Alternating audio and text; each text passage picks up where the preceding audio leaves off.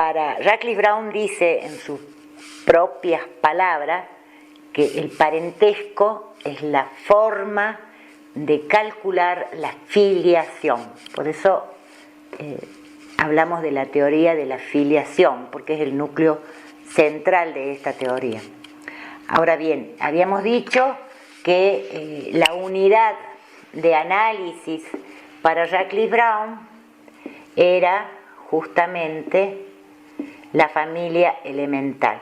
Y ustedes se estarán preguntando, pero bueno, Radcliffe Brown conoció muchas sociedades, tenía un amplio conocimiento empírico, ya no era ese antropólogo evolucionista que le venían y le contaban cosas exóticas. ¿Cómo explica, por ejemplo, la existencia de familias polígamas? Todos sabemos que es bastante frecuente la poligamia, por lo menos en ciertos sectores de prestigio de las sociedades. La poligamia no solo está permitida, sino que es, digamos, una manera de demostrar prestigio, de demostrar que se tiene cierta jerarquía. ¿Qué sería? Que Radcliffe Brown nunca se había topado con una familia polígama. No, obviamente que conoce la existencia de la poligamia. Nosotros sabemos que la poligamia tiene dos formas. Por un lado, poliginia, y por otro lado, poliandria.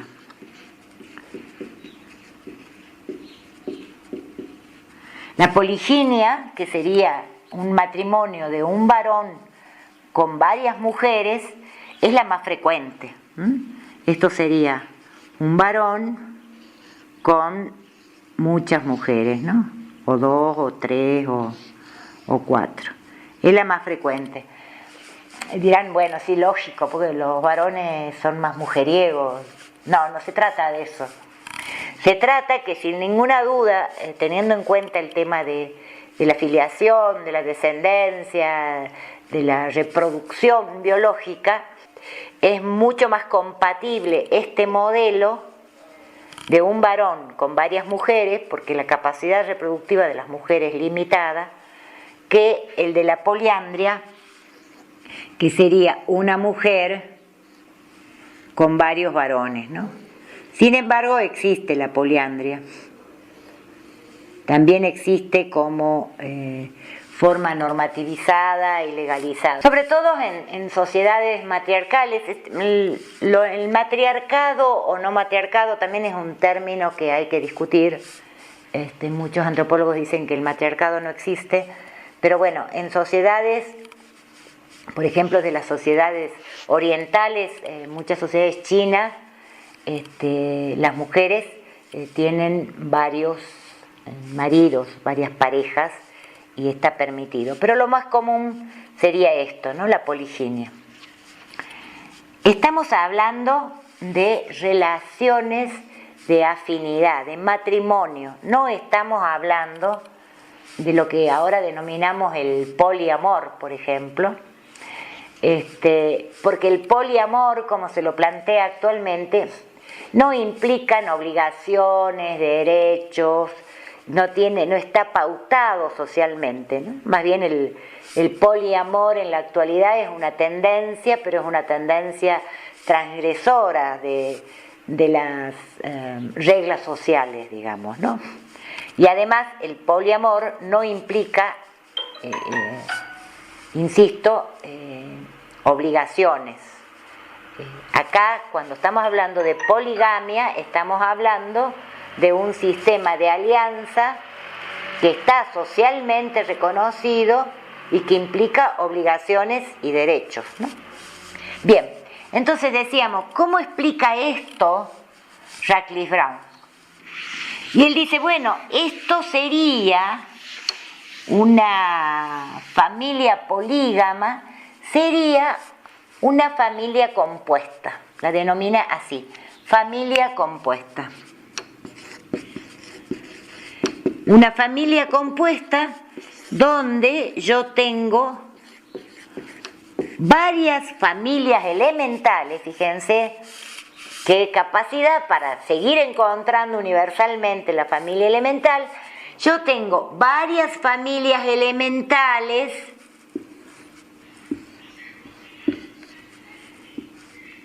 que, este es el señor que tiene varias esposas, entonces yo tengo, a ver cómo lo denominamos, lo marcamos. Yo tengo acá una familia elemental. Esta es una familia elemental. Acá tengo otra familia elemental.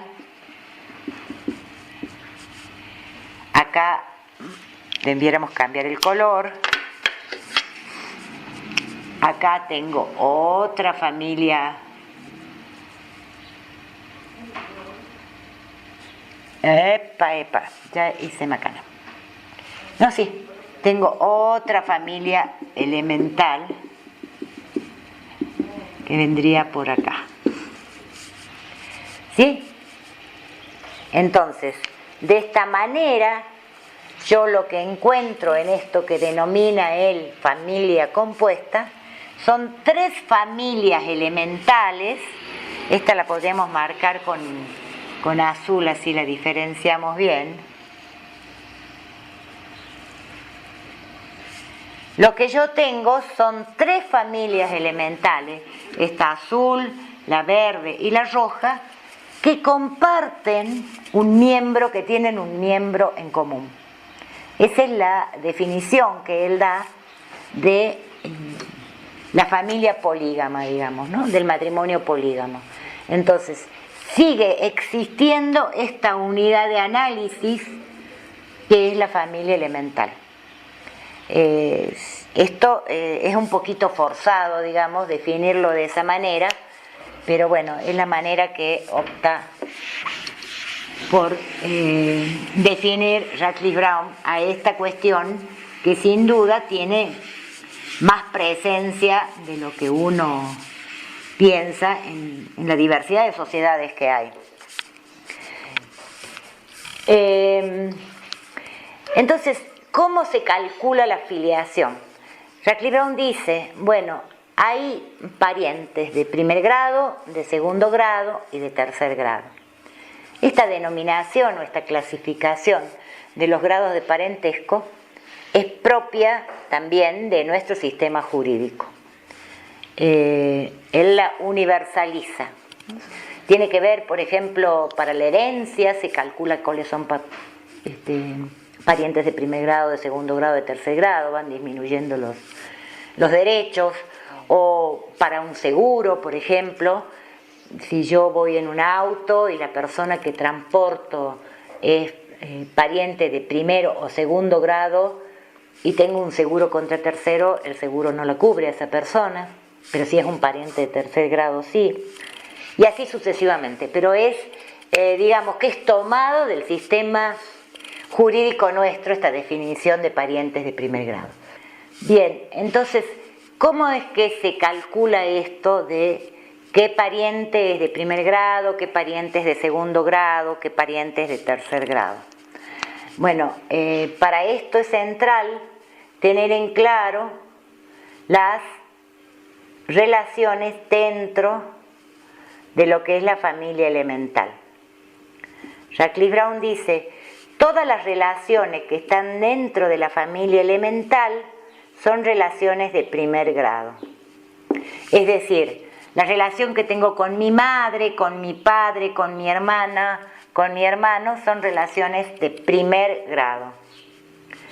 Estas relaciones de consanguinidad, digamos. Este es ego. Todas estas relaciones son de primer grado.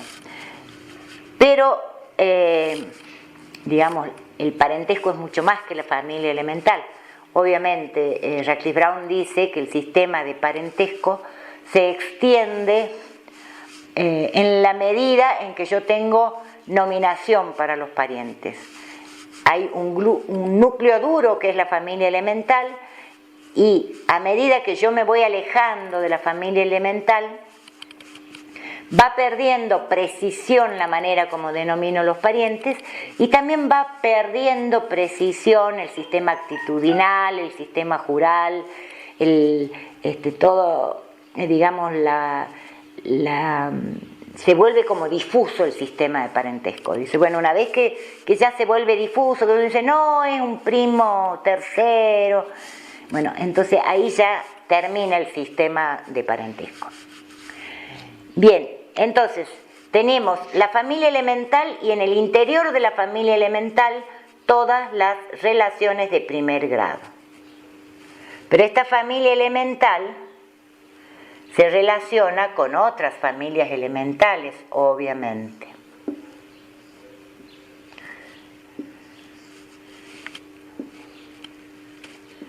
Entonces, acá ampliamos la familia. La amplío por el lado de madre, pero lo mismo pasa por el lado del padre. También lo puedo ampliar patrilateralmente o matrilateralmente. Vamos a volver sobre eso porque siempre es medio confuso. Entonces, yo tengo esta familia elemental. Esto es una familia elemental, ¿no es cierto? Ah, justo el verde no se nota mucho, me han dicho. Lo vamos a marcar bien. Esta familia elemental tiene un pariente en común dentro de la familia elemental de ego. O sea, para ego hay una persona que es pariente de primer grado, que es su mamá, que pertenece a esta familia elemental. Entonces, para ego, estas personas van a ser parientes de segundo grado. O sea, para ego, estas son de primer grado y estas ya son personas de segundo grado. Es decir, la madre y el padre de mi madre son parientes de segundo grado. Fíjense que hay dos líneas de filiación. Tengo que atravesar esta y esta, que es otra manera en que calculan los grados, la cantidad de líneas verticales, ¿no? Entonces, la madre y el padre de mi madre son parientes de segundo grado. Los hermanos de mi madre son parientes de segundo grado. ¿Y cuáles son los parientes de tercer grado? Justamente los parientes que comparten una familia elemental, ya no con mi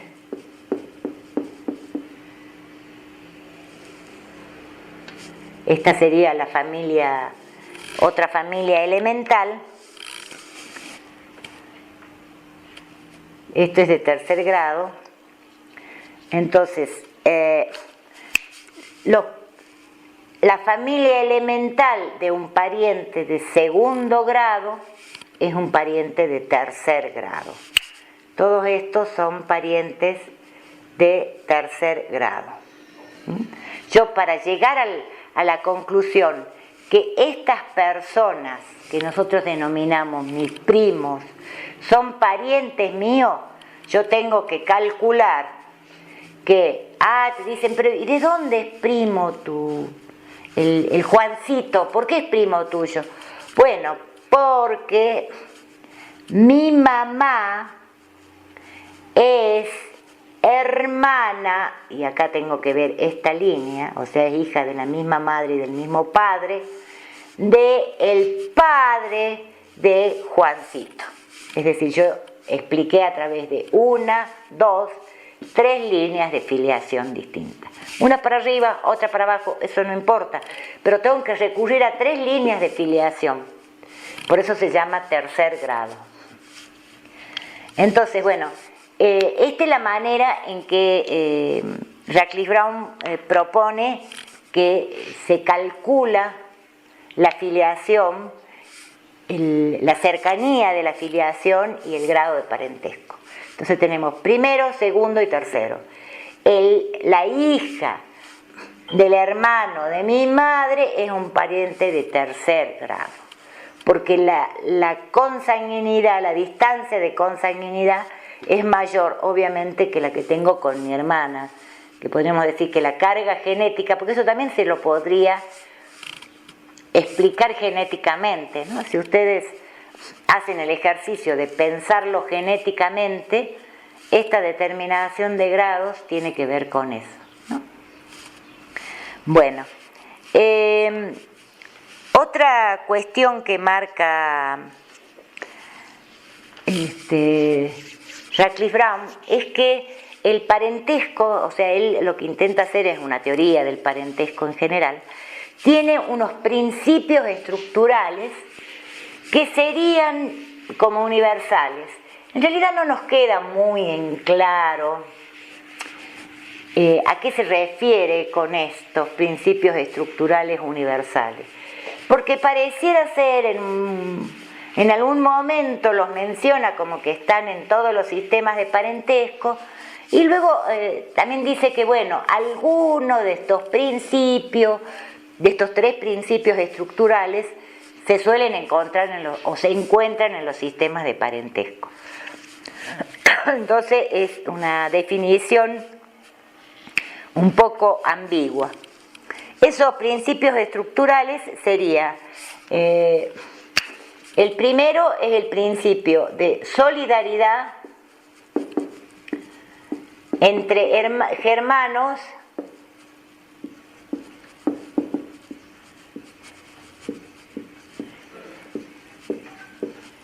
¿sí? O también le llama el principio de unidad de hermanos. Con germanos denominamos a todo el grupo que comparte, digamos, la filiación en relación, o sea, lo que nosotros denominamos hermanos. Entonces, estos se llaman, lo vamos a poner acá para no olvidarnos, principios estructurales del parentesco.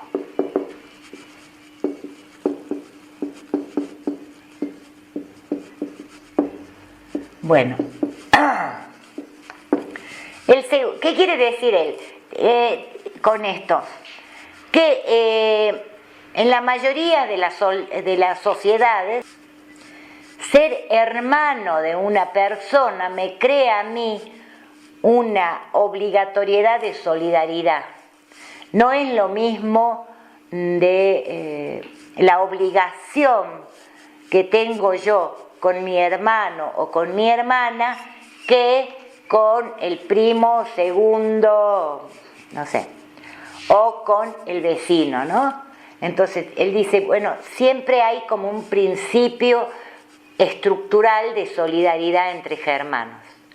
Recuerden que primero dijo, siempre están estos tres principios, y después dijo, bueno, algunos de estos principios siempre están. Pero se refiere a esto, ¿no? Si nosotros lo pensamos en términos de nuestro sistema de parentesco, muchas veces dice, pero ¿cómo no lo vas a querer si es tu hermano? ¿Cómo le vas a robar la novia si es tu hermano? Parece que no es tan grave robarle la novia al vecino que robarle la novia al hermano. O ¿cómo no le vas a prestar plata si es tu hermano y necesita? Si nosotros lo pensamos, este principio de solidaridad entre hermanos en nuestra sociedad tiene muchísima presencia, digamos, ¿no? Bueno, Radcliffe Brown dice que esto es como muy frecuente y que lo encontramos en casi todas las sociedades. El segundo principio es el principio de solidaridad de linaje.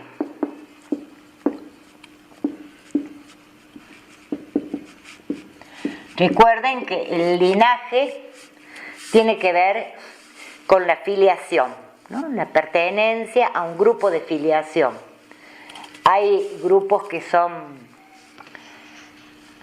de unifiliación y hay otros grupos que son de bifiliación. Pero el linaje tiene que ver con la descendencia en común, con descender de un mismo antepasado, ¿no? Entonces dice, bueno, todas las personas que pertenecen al mismo linaje tienen una obligatoriedad de solidaridad.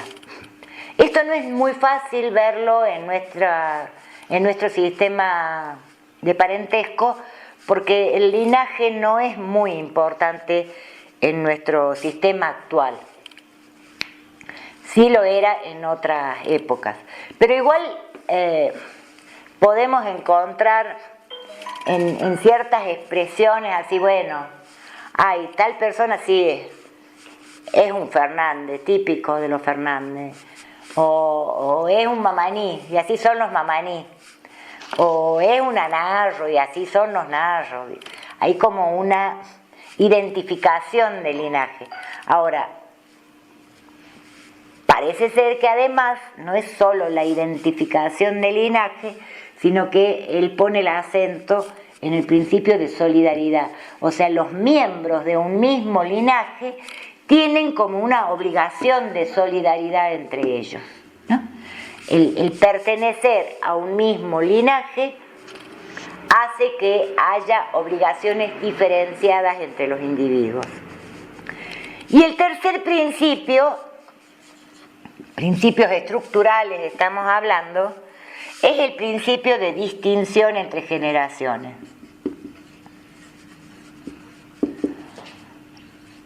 ¿Esto a qué se refiere? Que los sistemas de parentescos tienen diferenciadas los derechos, obligaciones y las nominaciones, la terminología también, de generación en generación. Si nosotros pensamos hasta el sistema terminológico más, no me gusta el término básico o elemental, hasta el sistema terminológico que nos aparece como más simple, como el hawaiano, distingue la generación de ego a la generación de los progenitores de ego. Y así se suele distinguir la generación de los progenitores de ego. Es decir, lo que marca Radcliffe Brown es que no solo hay una distinción generacional en términos terminológicos, sino que también suele haber una distinción de generación en todo lo que son derechos, obligaciones y todo lo que es el sistema actitudinal. No se trata de la misma manera, por ejemplo, en nuestro sistema, a alguien que es de nuestra misma generación que a alguien que es de una generación anterior o a alguien que es de una generación posterior. Lo que yo decía hace rato, no es la misma manera que yo voy a tratar a mi hijo que a mi padre, ¿sí? Entonces él dice que este es como un principio estructural de los sistemas de parentesco. Distinguir entre generación, no solo terminológicamente, sino también con todo lo que implica el parentesco, en lo que son actitudes, en lo que son deberes, derechos, obligaciones, porque también las generaciones me marcan lo que es la transmisión de bienes. Bueno, en líneas muy generales, estos serían los principales planteos de la teoría de la filiación.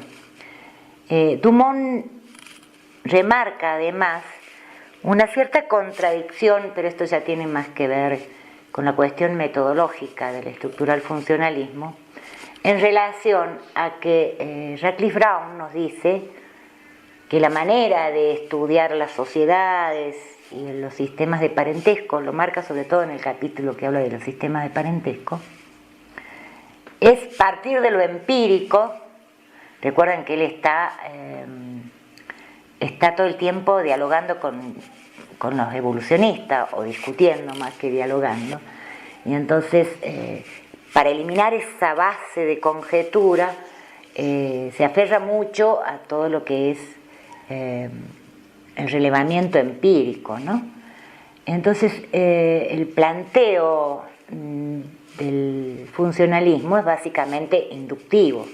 Dice, bueno, antes de llegar a una generalización la ciencia tiene que llegar a una generalización en su planteo epistemológico, antes de llegar a una generalización, lo que tenemos que hacer primero son muchos estudios particulares que nos va a permitir luego construir la gran teoría social. En el tema del parentesco en particular, él plantea que hay que estudiar los distintos sistemas de parentesco de distintas sociedades, hay que tener una gran cantidad de estudios de sistemas de parentesco que nos permitan posteriormente construir una teoría o reglas generales de la sociedad. Lo que Dumont le señala es que en realidad ese planteo es contradictorio con el planteo teórico de la sociedad como sistema y de los estudios holísticos. ¿Por qué? Porque si yo tengo esta sociedad que la llamemos A, y de esta sociedad yo estudio que esto es un sistema, ¿sí? La sociedad, nos han dicho, es un sistema cerrado, todo lo que vimos cuando vimos el planteo del funcionalismo. De este sistema social, yo estudio el subsistema de parentesco, que lo vamos a denominar A. Yo solamente puedo entender este subsistema de parentesco en la medida que yo lo referencie a esta sociedad. Si yo separo este subsistema de parentesco del sistema social global, no lo voy a entender según lo que plantean ellos en la teoría. Yo solamente puedo entender holísticamente una sociedad en un todo, como un sistema. Si yo separo uno de esos elementos, ese elemento va a cambiar de sentido en otro contexto. Entonces, lo que plantea Dumont como contradictorio, que Radcliffe Brown nos dice, tenemos que estudiar los subsistemas de parentesco de muchas sociedades para llegar a construir la gran teoría social. Entonces Dumont dice, bueno, pero si yo estudio la sociedad B y determino que su subsistema de parentesco es A, que es igual que el de esta sociedad,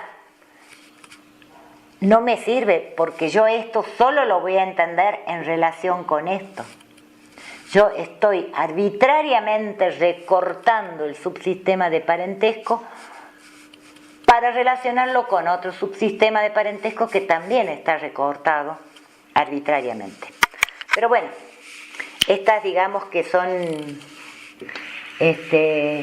cuestiones que hacen a la coherencia total teórica, ¿no? De todas maneras, como yo les decía en otro momento, el funcionalismo sigue vigente y es, digamos que dentro de las ciencias hegemónicas, muy exitoso, ¿no? El planteo de estudiar las sociedades desde esa perspectiva. Bueno, con esto cortamos por ahora. Recuerden que es muy importante leer la bibliografía, que las clases son solamente una guía, una manera más amena de acercarnos a los temas, pero que es importante que ustedes lean la bibliografía.